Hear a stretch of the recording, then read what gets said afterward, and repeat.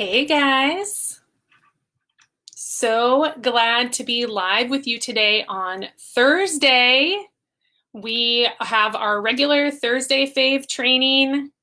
Um, the way that the live stream is set up, I can't really tell how long I've been on video. So if that was kind of a rough start, I apologize for that. We're here for the Thursday live training. The Thursday, hashtag Thursday Fave, you can search that out and see all the trainings that I offer for you every Thursday at 9 a.m. Pacific Standard Time. What I like to do is I like to look at what people are saying they're interested in when they come into the Facebook group. I keep that in mind. And then if you ever make any posts inside of the Bakery Business School group, that also lets me know what you guys are thinking about, the questions that you have, anything that would be like helpful information for you. Asking questions and interacting in the group helps show me what you're most interested in. So today, the topic that I see pretty consistently, I would say about 40 to 50% of the new people who come into the Bakery Business School want to know about pricing. So I've talked about pricing a few times in the past, but I think I'm just going to make it a regular thing because it's a very popular topic. And I would love to share some really good information and considerations with you because it just seems to be on everyone's mind. Now, something I'll say before we jump in is that when you're thinking about pricing your products, there's actually a number of things. Hey, Margaret. Yeah, please say hi. Drop a comment over in the comments. I'll see you interacting over there. Let me just get my phone set up real quick. Okay. So when we're talking about pricing, it seems like that's the first thing that we should think about. Hey, Deborah. Oh, yes. You're welcome, Margaret. Yeah. So it is an interesting topic because it's like one of the things that people are saying, I need help with pricing ASAP, right? In the Elite Mentorship group, there's actually quite a bit of training that's going to happen basically before we talk about pricing, because there are some things that you can shift, add, delete, simplify in your business that'll actually allow you to charge more for your products. So what we're going to talk about today is we're going to talk about the simplistic formula. We're going to talk about the struggles. We're going to talk about the things that are happening with pricing right now, no matter where you are in your business. We're going to talk about that first. And at the end, I'm going to talk about all the things that you should be considering when you're pricing. And like I just mentioned, there's a number of things that you can do in your business that will actually allow you to generate more income. It cannot be shoved into a pricing training because it's not about pricing. It's actually about your value ladder. It's about your offers. It's about literally down to what you're naming your products, what your business name is, who do you serve? I mean, there's lots of things about your business that are going to determine your pricing strategy because your pricing is just targeting. Like you're essentially, the way you price is speaking to certain audiences. So as we're talking about this, I want you to keep that in mind because if there's a certain group of people that you're really interested in speaking to, think about how that could work into your pricing. So for instance, just a real quick example before we jump into what I have planned for today. A quick example would be if in your head you're thinking, I want to be the premier wedding cake designer. That is what I want to do. I want to make sure that all the brides know who I am. I want to make sure that I'm getting the biggest contracts in the area because I'm experienced. I know what I'm doing. My flavors are amazing.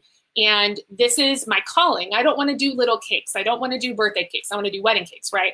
So just a little side note, I actually price all my cakes the same. So it doesn't matter if it's a wedding or a birthday. It's by size. So I'm not saying you're upcharging on weddings, but what you're doing is you're speaking to a targeted audience with your pricing. So if you start pricing your cakes really cheap and all your messaging and your pricing is really low, those high-end clients are not going to pay attention to you because your pricing is telling them that you're not going to help them get what they want, which is a fairly advanced product that needs to be, detailed from start to finish. It needs to be delivered. It needs to be this and this and this. You need to do a tasting. There's lots of stuff involved. So if you're pricing your stuff really low, they're not going to take you seriously, if that makes sense. But let's say you're a grab and go dessert bar or a dessert cart, and that's who you're talking to. You want people to see, hey, she has items for under $5, and she's in a location that's a really like popular foot traffic place.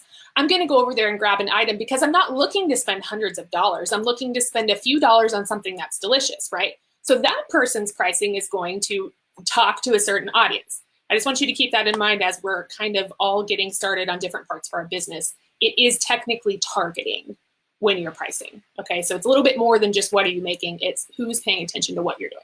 Okay. Now, hey Joy, hey Cindy, hey Lori. Okay, so we're gonna jump in. I wanna remind you about some things you can do during the live. If you're here with me live, I would love you to put #live over in the comment box. If you show up on replay, I would love you to put #replay. That shows me who's been here, what time you saw it, that kind of thing. It just helps me plan in the future. It helps me keep people engaged and know when people are showing up in the live. So if you could do that for me, that would be awesome. As I'm speaking, if you want to throw up hearts, emojis, emotions, anything that you're feeling as I'm talking, that helps me see how you guys are feeling too, because I could be talking for an hour and never know what anyone is thinking about what I'm saying. So that would be helpful. Also, something else that I've learned that keeps me engaged in lives or trainings or anything like that is I type out the things that resonate with me. So if I said something about the pricing just a second ago, pricing is targeting, and that made sense to you and you think that's a really important point, go ahead and type out pricing is targeting over in the comment box because it keeps you engaged. It keeps me seeing what's making sense to you. And then it also helps other people on the replay to let them, it helps them absorb the information easier. So you're actually helping me teach by putting something over there that makes sense to you, if that makes, if you've ever taught before, I think you probably know what I'm talking about. But it's the engagement and it's me understanding what you guys are picking up from the content. And it helps me make better content too. So it's good for everyone. All right. So this is not a full-on pricing training. I'm going to say that at the beginning. We're going to talk about struggles, right? That's the number one thing. We're going to talk about the biggest issues. We're going to talk about how to tell if your pricing is correct for your unique business. We're going to talk about categories that need to be included in your pricing formula, because you'll hear me say this in a few minutes. That's one of the biggest struggles, one of the biggest issues with pricing is people are not using reliable formulas, we'll put it that way.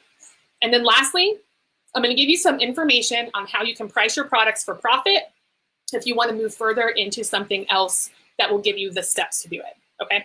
So we're going to start off with the biggest issues in the bakery industry pricing, because I know that this is a huge problem for a lot of people. I've noticed some pretty big ones coming up consistently. So I'm going to make sure that I bring them up here so that you guys can let me know if I'm right, let me know if I'm wrong. It's just, I'm seeing this everywhere. So I think it's pretty common. So I would definitely say that when you're pricing your products, it has to be this is a problem if you're pricing with anything other than a formula or a plan. Okay, I'm going to list off what these things are and you'll probably recognize them. But if you're not pricing with a formula, a reliable formula, we'll talk about that, and you're not pricing with a plan in mind, then there's going to be problems. There is no way that you can get around this, okay? It has to be thought about. It can't just be a reaction, right? And we'll talk about this. Hold on just a second.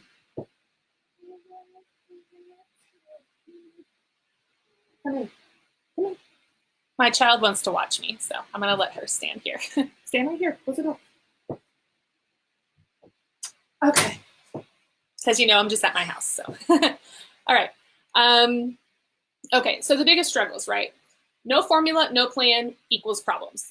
The first thing that people are doing all over the place, and I'm going to say it is super common for bakers because we usually start our businesses at home.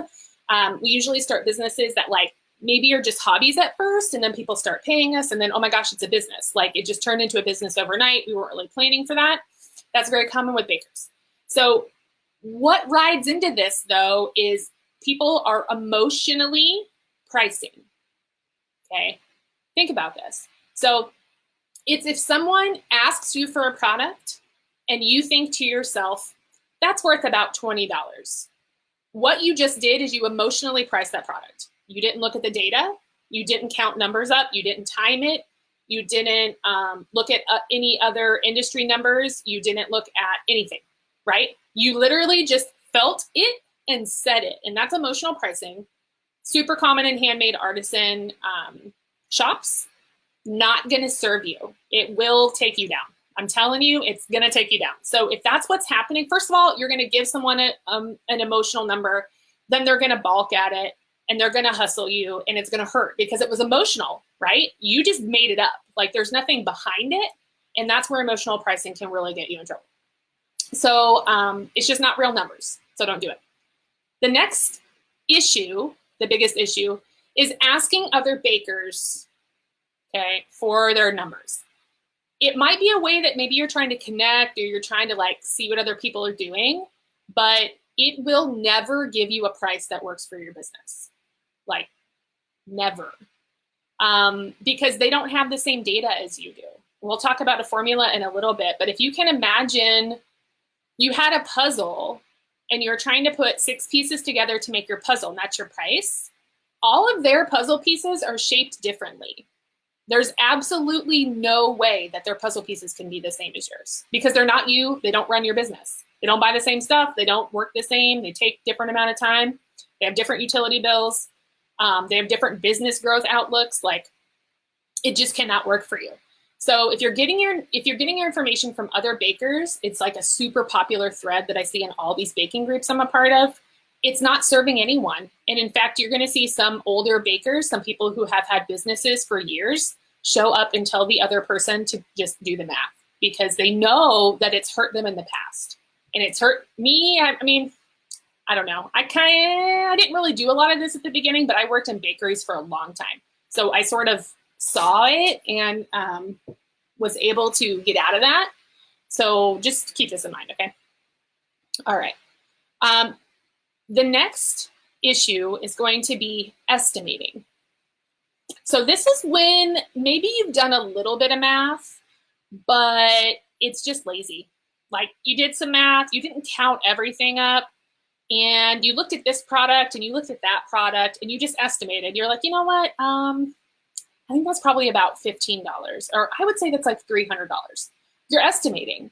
Like you got some math, but you didn't count up exactly what's going on with that product, and it might be a new category. Might be a new item that you really have no good data for. And just because you're making it and it's coming out of your kitchen or your shop, you're just going to put some number on top of it. I will tell you this is going to hurt in the future because you're going to end up, let's say you come up with a product and it's a huge success. People are coming in, it's flying off this shelf, it's amazing. And you've priced it similar to another type of category that you have, like maybe they're scones and you're selling cupcakes and you started pricing them like the cupcakes because you just didn't want to do the math on it. Well, let's think about things that are happening right now. Like butter, right? The price is skyrocketing. There's tons of butter in scones. There might not be tons of butter in your cupcakes. So wouldn't it be devastating after 6 months of the successful selling of a product to look at your numbers and realize that you're losing 50% of the profit that you thought you were making because you didn't price it correctly? And then you have to go and change your prices for a product that could have just been priced correctly to begin with. And so now you've got customers who are like, I mean, don't get me wrong, raising your prices is totally fine, guys. I am okay with this. But think about the customer's experience. Like they've got this product, they've been buying it for months, it's amazing. And then out of nowhere, the price raises just because you didn't do the math first off. You know what I mean? So just things the laziness at the beginning will cause you issues later. We'll put it that way. Okay. Deborah is guilty of lazy math. Yeah, and it's easy because it's like we're in charge. It's our business. Like that's kind of the nice part about it is you get to be lazy if you want to. But from my experience and me doing this way early on, it just sort of like snowballed on itself and it was becoming a huge problem. So I'm suggesting just go ahead. We'll talk about what needs to be included, but the lazy math, the estimating is not going to serve you guys. Okay, the next issue here, I see this a ton too. You guys may or may not already be doing this, is when you're using a formula, but it's also lazy. So a good lazy formula is materials times 3. Have you guys heard of this? It's like everything that's being shoved around the bakery, especially like home bakery business circuit, It's not real. I mean, it's math, and you took a number, you got your materials cost, which is good. Having your data is awesome. Don't misconstrue this. Having your data number is great for your materials, but you took it times 3, and then you think everything's fine. But what is that actually doing? Like, you don't know any of the other numbers of the bills you're trying to cover. It's not all profit because there's other things going into your business. There's no way that it cannot, right? Like, there has to be other pennies and dollars being spent on your business. Like, there's no way that all you are paying for is materials. It's just impossible. So, and you'll see when we talk about the formula pieces that I recommend. So if that's the case, then when you're doing materials times 3, you will never know what your profit is because you don't know the other numbers. So you might actually not be making anything. So just because you're taking your materials times 3 means nothing. Okay, so lazy formulas. All right, I'm sorry if I'm hurting people's feelings, really. I'm not trying to, but I just don't want anyone to not be profitable. I do not want you to open up, like if you get some kind of pricing information in front of you, you get it all set up and you look at the last 3 years of your business and you've not made any money. That is not, I do not want that for you. I don't want you to sit there and be devastated and maybe even close your business because you're so mad about not making any money when you thought you were. A lot of people come across this during tax time. Does that happen to anyone? When you're like, oh, I didn't save 30% of my income because that's what taxes take. Or, oh, I didn't think about these tools and now I'm, negative, right? I saw it during April when people were doing their taxes. They were saying, oh no, I didn't make any money this year, right? Okay. The next biggest issue is feeling, okay, so Deborah says, I'm scared to find out. I totally understand what you're saying. I feel the same way about certain things. And what's interesting about it is the moment you find out, if you have a way to fix it, it's a little bit of devastation when you find out and then you use the tool and fix it. You know what I mean? So it would be much more devastating if you found out and then there was nothing you could do about it. But there actually is. There's something that I can help you with, and then I'm going to give you all the formula stuff so you can do it yourself if you want to.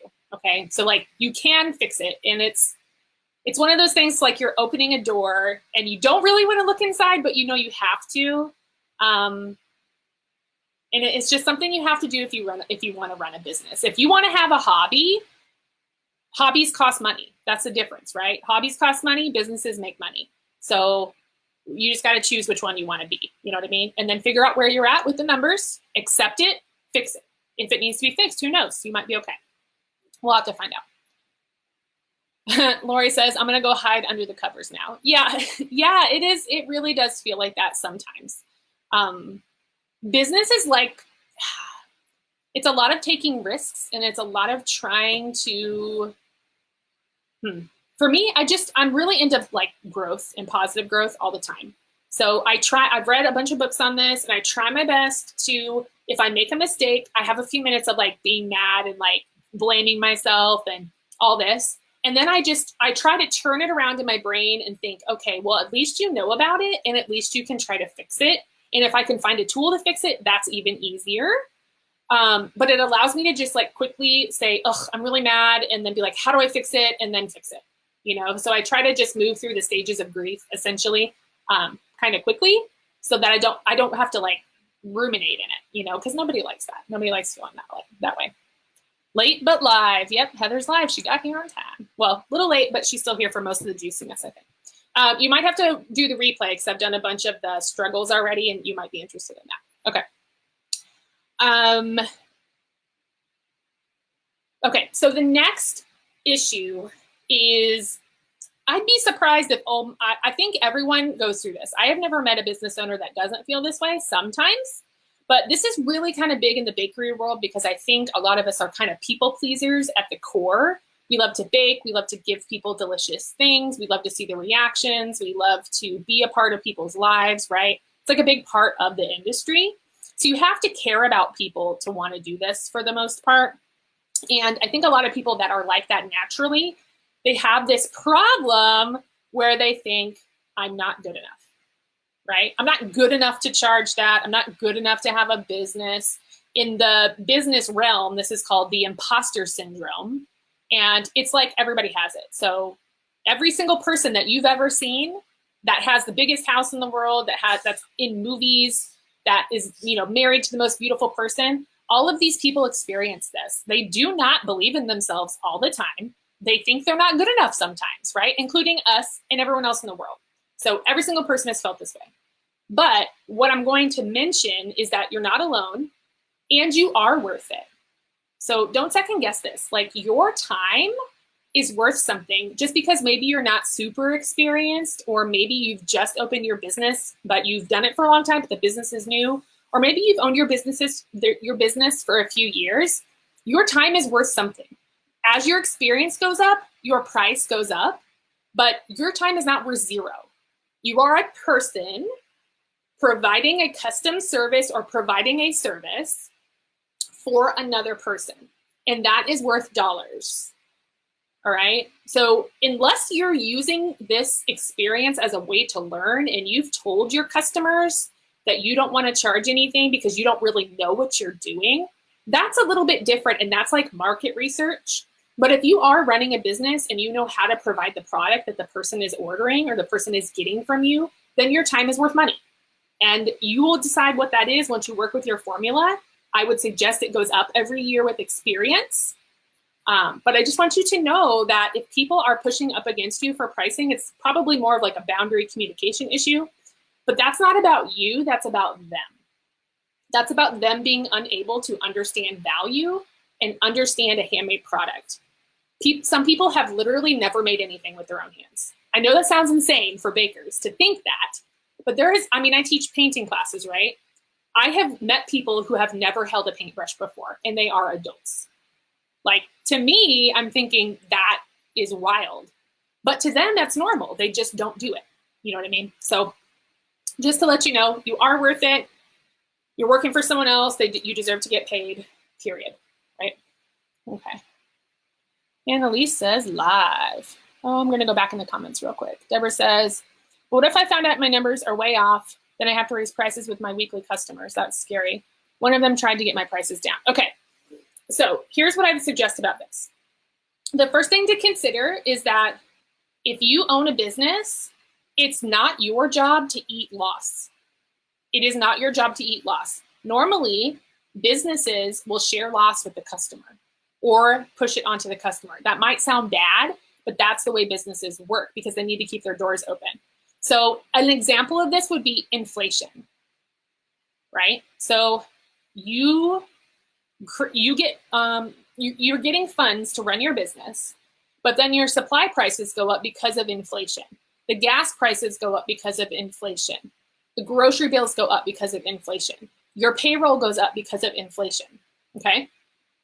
Why should the customer not pay on inflation, right? It's not your job to take that.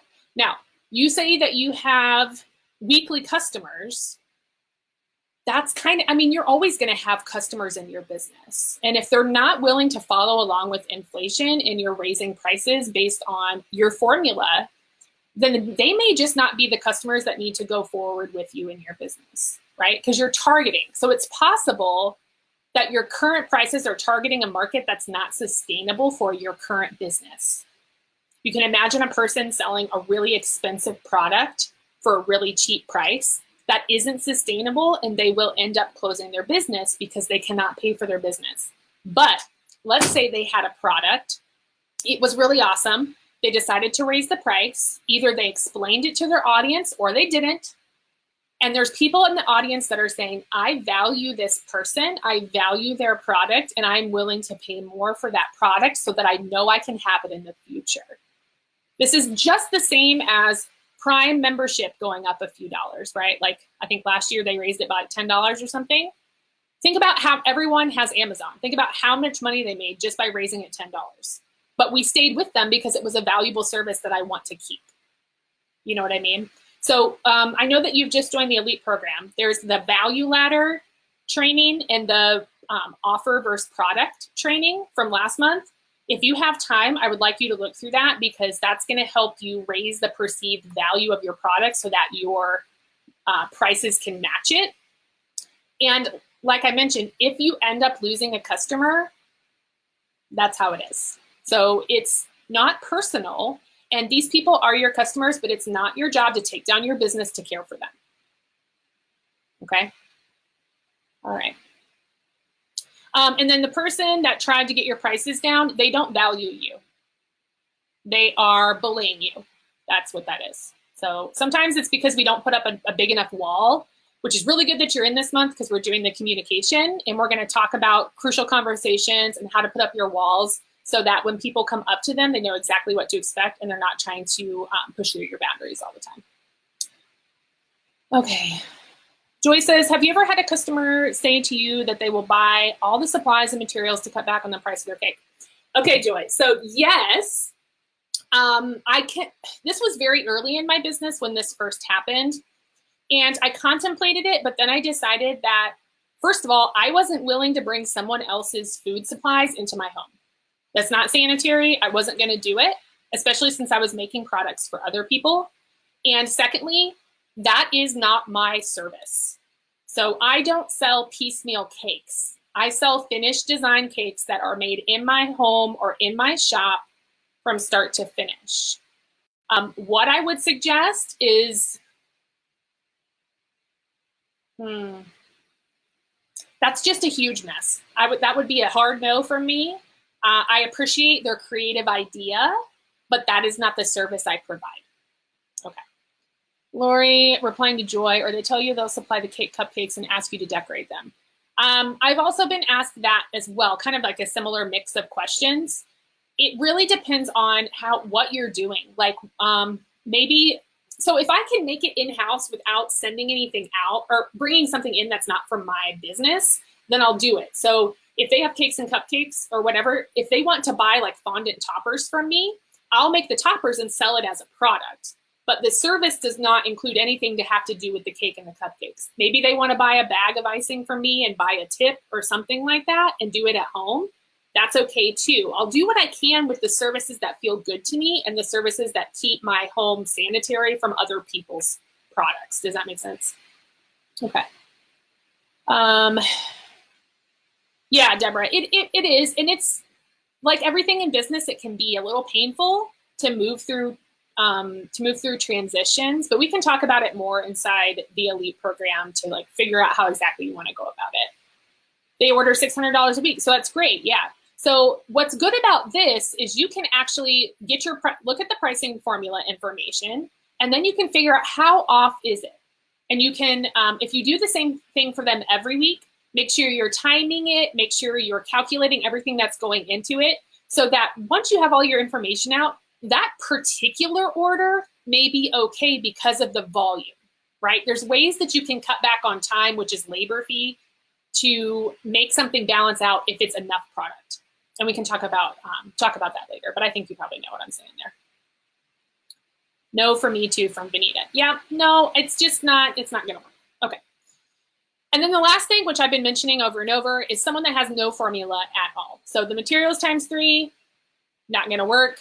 No formula, you're just throwing numbers out there. It's not gonna do anything for you, for your business. It's not what business people do, it's what hobbyists do, right? Because if you don't have a formula, then you're not interested in profit, is basically how it is. Because if you are interested in profit, then you wanna know where all the dollars are going so that you know what kind of profit you're taking home and what is the business's money. Because you don't wanna fund your own business. You want your business to fund itself. The moment that it funds itself and starts paying you, then you're profitable.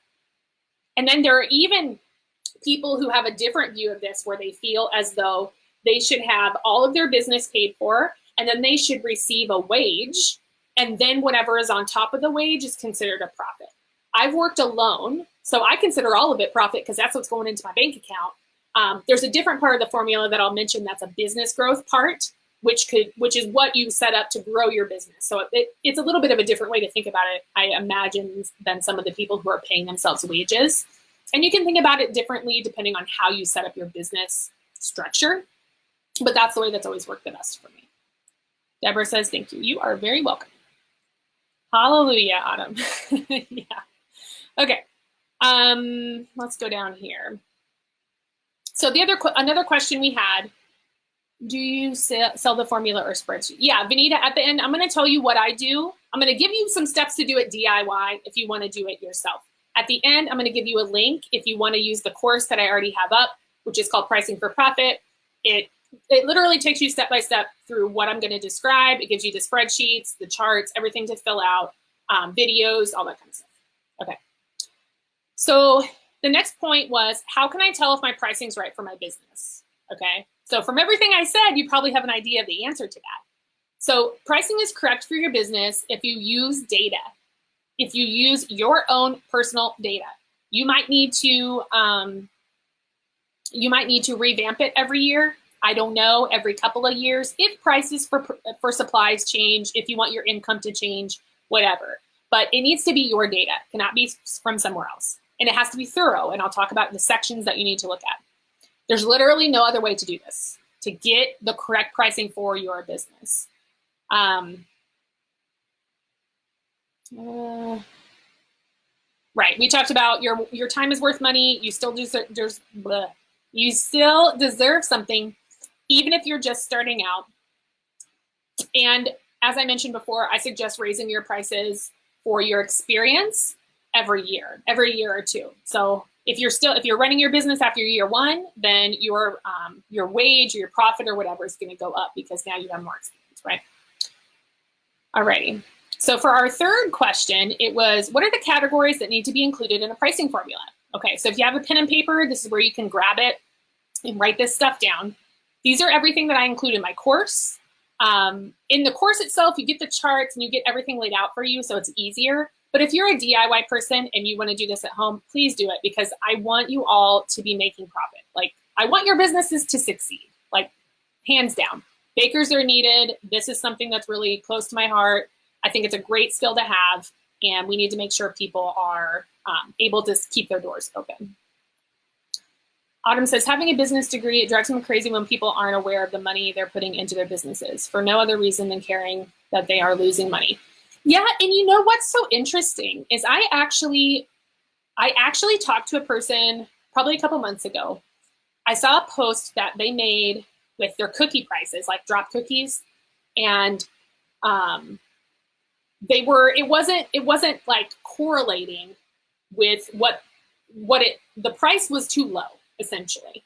And so I asked them about it. Like, you know, do you want to talk about your pricing? Or, you know, I really think you're probably spending more than that. And they were very adamant that they weren't in it for the money. They had a business, but they were like, she didn't really say what she was in it for. I'm assuming it was for like friendships or community support or whatever. But she was the first person that I've ever spoken to that actually claimed they weren't in it to make profit. And so I have to remember that there are certain business people who just want to be in business and they're not necessarily interested in making an income. To me, that doesn't make sense, because that's why I do what I do. I'm trying to like save for my retirement and pay for bills and, you know, get nice stuff for my kid and like stuff like that. I'm also just kind of obsessed with business, but you know, there are some people out there like that. So who knows? Okay. So the categories, right? Now I call this protective pricing. You can find a blog. I don't have the link saved, but there's a blog post in my blog on the website. It's about protective pricing. You can read more about it. It goes over a lot of these same topics. Now, you may be thinking, why does she call it protective pricing? It's because it protects your past and your present and your future. And we're going to talk about all of those. So you got to remember that your pricing is timeless, okay? You've got to make sure that everything is covered here, or else you're losing money somewhere. Somewhere there's going to be a hole, either from your past purchases or your future purchases or whatever is happening currently in your business. They wonder why they sell it at all, give it away. Also obsessed. Yeah, I know. And it's sometimes I think they just haven't found that tool, or maybe they just haven't had someone tell it to them in a way that makes sense, which is kind of why this training is happening right now. I get this question a lot. So I'm trying to like push through brains here and like get people to think about, what can I do to fix this if I really do want to fix it, right? I'm going to give them some tools. Okay, so protective pricing, your materials. This is like the materials times 3. This is one of the easiest things well, not easiest, but the most simple thing that people think of when they want to create a cost for a product. They think, hey, how much money am I spending on the stuff that I'm buying at the store, right? But one thing I've noticed with this is they're still estimating these prices. So you actually need to go to the grocery store and you need to photograph or write down the prices of the things you use, or Amazon or wherever you're getting your stuff. And then you need to have an actual recipe pricing chart, which is in the course I'm going to talk about, but you can probably make one yourself if you're good with Excel or tables or whatever. You need to make yourself a pricing chart and you need to price out recipes. In the course, I suggest pricing your most expensive and your least expensive and just forgetting about everything else because it will take you forever. That will give you an average price because I teach average pricing. But your materials are the number one thing that I'm seeing people calculate, which is perfect. But one thing I'm noticing people not taking into account is their packaging. It's a material. It's a consumable thing that you buy and then you give it to someone and it never comes back. And that buyer needs to pay for that, all of it. All right. Have you guys been in a like a cake decorating store and seen the prices on boards? Guys, we're talking like $5, $7. Like these things can be very expensive. I suggest making your own. I have a DIY video in the group already. I think it's actually a Thursday Fave video, hashtag Thursday Fave. And it talks to you, it shows you how to make boards. Okay, so go watch that if you want to. It'll lower your prices on that. But think about that. That's $5 to $7. If you're not charging for your packaging, what about the box? $1, $2, $3, $4? The business card, the tape, all of it, the dowels, like everything that goes into a cake. So these things have to be calculated. That is part of your materials. I feel, yes, packaging. I feel like you're taking me to church, girl. And it's, I don't know why they're separated, honestly, because I've talked to a lot of bakers who are like, oh, I didn't charge for the packaging, or I didn't think about it, or, oh, I didn't really think that was something they needed to pay for. 100%. If it leaves your hand and goes to their hand and it never comes back to you, then they need to be paying for it 100%, maybe even shipping, handling, like whatever it is that you had to do to get it, that person needs to pay for it because it's their thing. All right. Oh, Sandy's here. Hey, Sandy. She says, the price in course is worth every penny you pay for it. Question mark. I'm assuming you meant exclamation point. Sandy is in the course. I think she's finished. She might have to tell me if she is or not. So she can answer questions if you guys have any questions. I'll talk about it at the end if you want to hear about it. Okay, so materials, number one, include the packaging. Second section, depreciation. Okay, it's not a fun word. People are like, what is she talking about? So essentially, depreciation allows you to collect money from current customers, a little bit from each person. It's a formula. Again, it's in the course. There's a chart. You fill it out. You collect money on your past purchases for your business, like mixer, spatula, rags, bowls, turntable, airbrush, anything that you have, work tables, anything that's a tool, reusable for over a year, okay? And you come up with a little tiny amount that each current customer pays based on how many orders you sell a week. You collect that money, that's part of your price, and you take that money and you put it into another account if you want to kind of keep it separate, your depreciation monies. And that money gets used to pay for a new tool. So if I bought a $300 mixer and it has a lifespan of 10 years, over 10 years, I'm going to collect how many cents or dollars from each person to buy myself another $300 mixer 10 years from now, right? That's how it works in the course. There's a lot of other little steps that I take you through in there, but that's the basics of it, okay? So what you're doing is you're collecting tiny little bits so that when you go to buy your new tool, you can grab from basically your savings account, and it's been generated by your clients, not by you, right? Okay. Next section, overhead. Now, a lot of you probably think about overhead and you're like, well, if I'm at home, I don't have any. Or if I'm in a storefront, I have a lot, or whatever it is, right? So one thing I want you to consider is when you're at home, you do have overhead. And in the course, I give you a chart listing off a lot of the most common things that you probably have as overhead. And they're based on what you can claim on your taxes for deductions. Okay, so you get a little bit of training there just in case you're like, what actually can I claim? And as you're putting the numbers in, you're going to start collecting little bits of cents and dollars from each person, just like the depreciation. And then you can keep that money separate to help you pay your bills for your home or your cell phone bill or your website or your Shopify site or whatever it is, your Canva, your email, like whatever it is you're paying for, you can use that money because that's part of your overhead. Overhead is the money that you spend to run your business, right? Venue fees, market fees, whatever it is. That's all part of running your business. Yes. Yeah, board prices are like, whoa. It's wild about that. But yeah, that's what customers pay for. That's part of it. And in fact, I watched a documentary about scotch, like the drink, the other day. And that guy was talking about how 20% of most of the products that you purchase from the store, 20% of it is a packaging cost.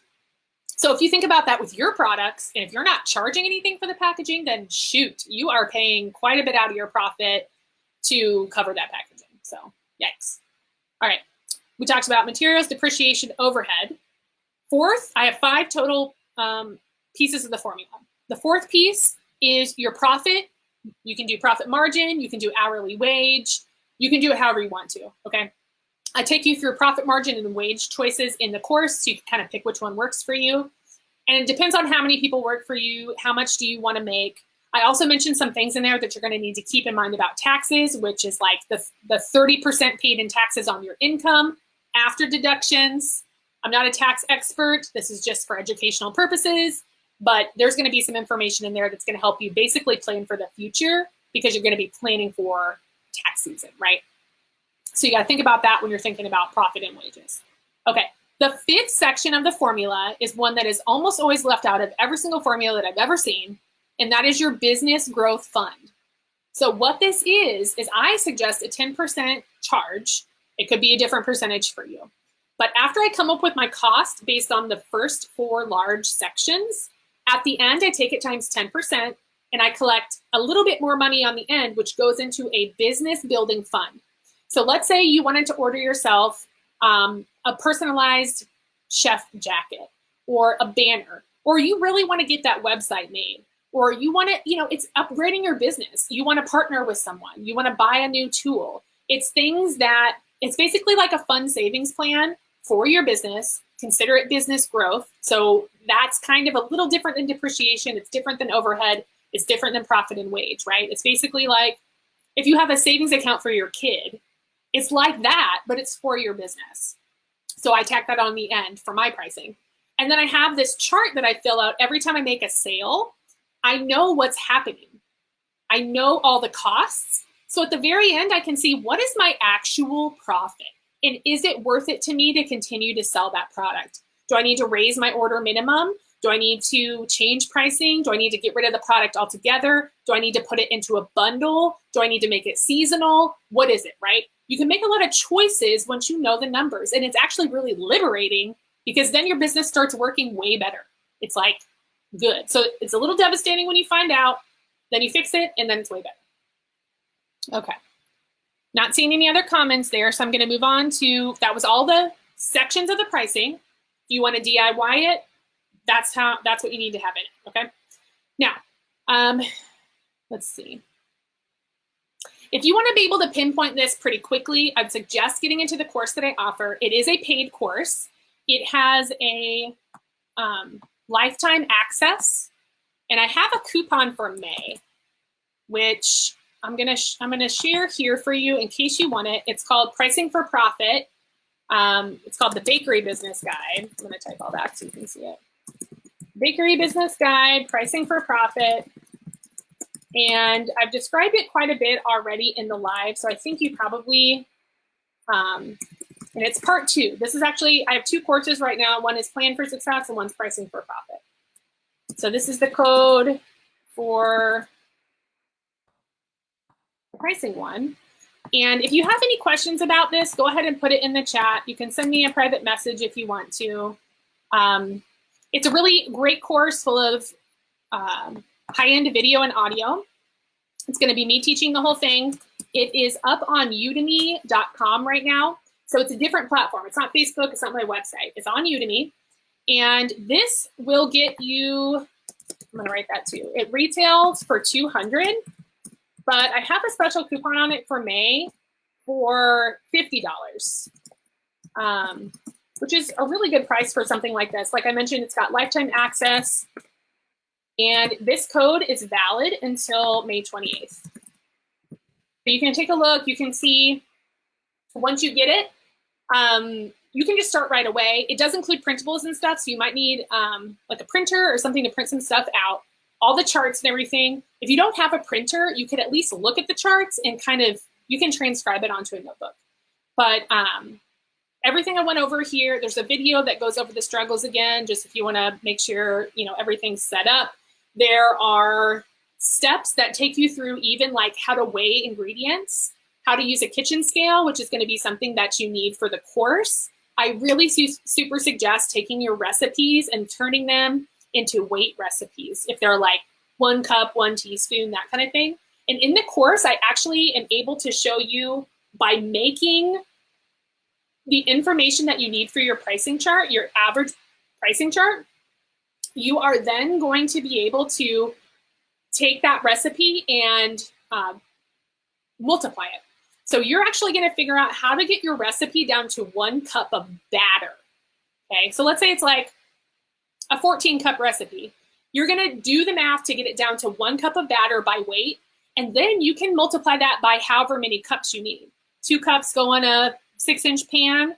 13 cups go in a half or a quarter sheet pan, right? You just take that those numbers times however many cups. So you can actually make all of your recipes pretty quickly as people are ordering them with part of the course once you start kind of like getting your numbers correct for your pricing. So I do want to go over real quick about what's happening in the course, though, in case you want to go in, is that I suggested average pricing. And if you don't know what that is, it means you take your most, okay, first of all, you start with a category. So let's say your category is cupcakes, all right? You do not need to price out every type of cupcake you sell. I don't care. It doesn't matter if it's peach, raspberry, chocolate chip, vanilla. It does not matter. But what I have you do is I have you choose the most expensive recipe you think you have. So let's say you think it's coconut, okay? And then you choose the least expensive. And maybe, I know vanilla is getting really expensive, but let's say you're using imitation vanilla, and that's probably the cheapest one. So I have you take both of those numbers and average them together to create an average price. And you charge that same price for all the flavors. So your categories can then be much more simple, and people can have a lot of fun with their flavor choices. And I will say that you might be thinking, well, Melissa, someone's going to come in here and they're going to order a bunch of the expensive cupcakes, and then I'm not going to make enough money because it's an average price.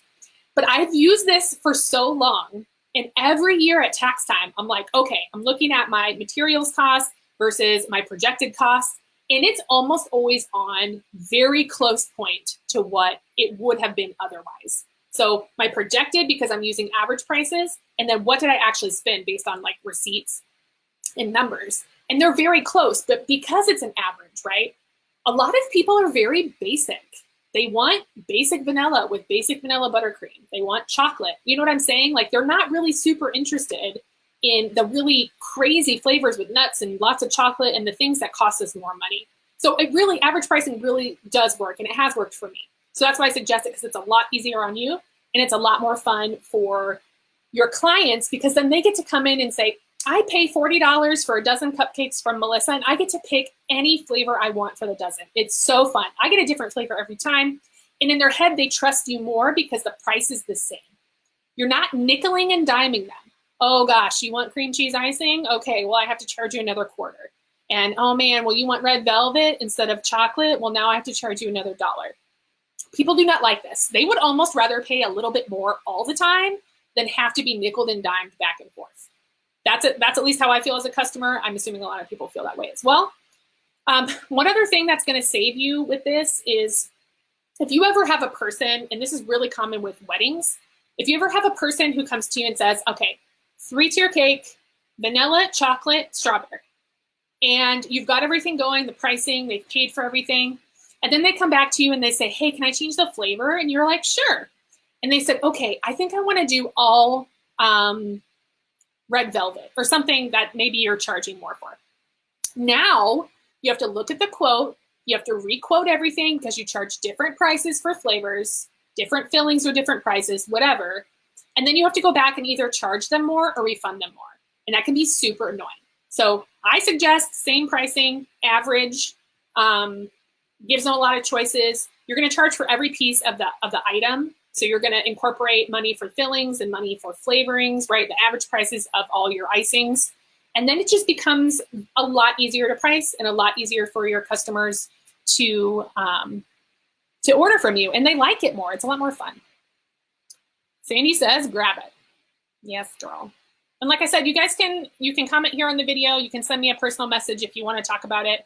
I'll let you know. You can, if you click on the link, it actually gives you a free preview.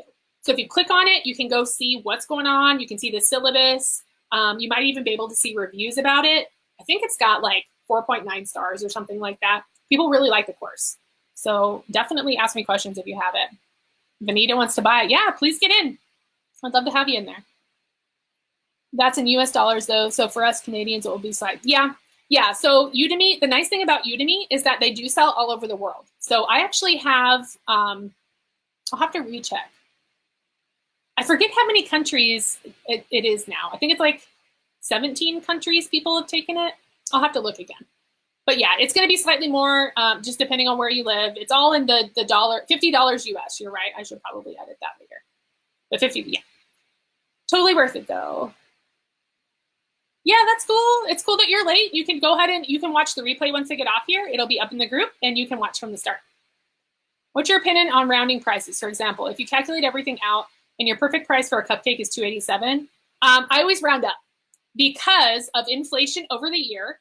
That's pretty much the basic reason. So if I ever have any cents over the dollar, I round it to what feels right for me in my business. So if it was $2.87, that product would be $3.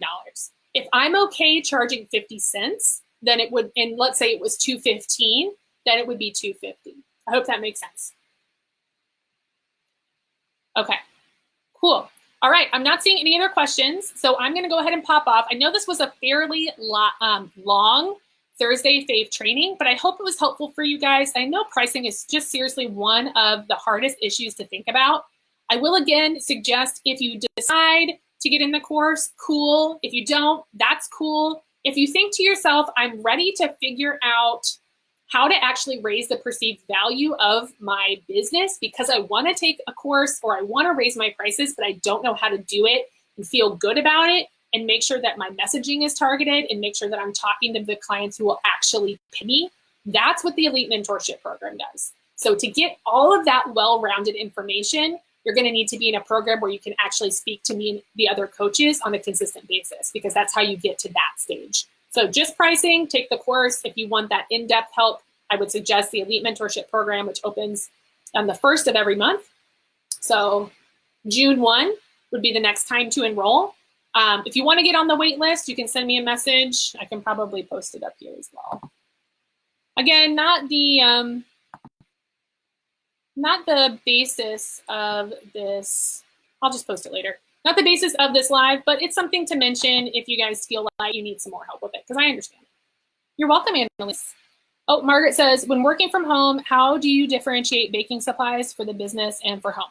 So when you're working from home, what I normally do is I normally count everything that I'm using for my business as a business expense. Now, if something happened and I needed to use some flour because I ran out at home or I wanted to do something else, then yeah, you can probably use a little bit. A lot of times, either by regulation or by choice, a lot of people will just buy multiple things and keep them in separate containers. Like some people will have a big bin and they'll keep their flour in there and their sugar in there and everything they need for their business, and they'll close the top and they'll put it somewhere in their kitchen or in another room. And then when they get ready to do something for their business, they bring it out and use it. It's probably not smart to be mixing your materials a lot, but I understand that's a very normal thing to do. So I normally just count the purchases for my business and I try to keep two different things or separate them into mason jars or try to figure out how can I allot some of it to my business and then some to my home. Because like baking soda, you might buy a big box. You could take half of it for your business and write down that you spent half that amount on your business, either in your Excel sheet, or you can write it into whatever it is you're keeping track of. Highlight it and write 50% and put it in your notes, whatever you need. But yeah, I would just try to keep an eye on it. Try to make sure you're not basically making your business, trying to deduct things from your business that you're using for your home, only for, like I wouldn't want you to get audited or anything like that. And at that case, it's probably not that big of a deal, but you just try to keep them separate. You are welcome, Cindy. Thank you all so much for coming. I love doing this, guys. I really do. It makes me so excited. I'm super passionate about it. I'm so glad that you guys are here and you want to know this information. If you decide that you found something helpful here, you can definitely go up and post it in the group. If you want me to cover something on a Thursday, a hashtag Thursday Fave training, please put it up in the group. Just tag me, Melissa Fryer. Hey, can you talk about this next Thursday or whatever? Because I would love to know what you guys want to hear about. I've got a lot of content, but I want to make sure it's directed towards the people who are active and actually want to be here with me, right? So please feel free to do that. Cindy said, should you have a separate banking account for the supplies you purchase in your business? So if you have another card or another account, you can, and it's a lot easier when it comes to figuring out how much you're spending on things. You can, you don't have to, you can, one of the two. If you do it, like when you go to the store, you're gonna probably do 2 transactions. So keep back the few things that you need for your business, have them run everything for your home through, and then pay with your regular card, and then run the stuff for your business and pay with your business card. A lot of times you can get another credit card or a checking account or whatever. If you want to get one in the business name, you need to set up a doing business as name, a DBA, in your local county, normally in the US. Is there a code for the $50? Yeah, Vanita, up here on top, I put the code under it says the Bakery Business Guide, Pricing for Profit Part 2. That code underneath, it says May 2020. That's the one that should be taking you to the $50. If for some reason it's wrong or it's not working, just go ahead and send me a message, okay? I'm gonna pop off here. All right, guys, see you later. Thanks so much for coming.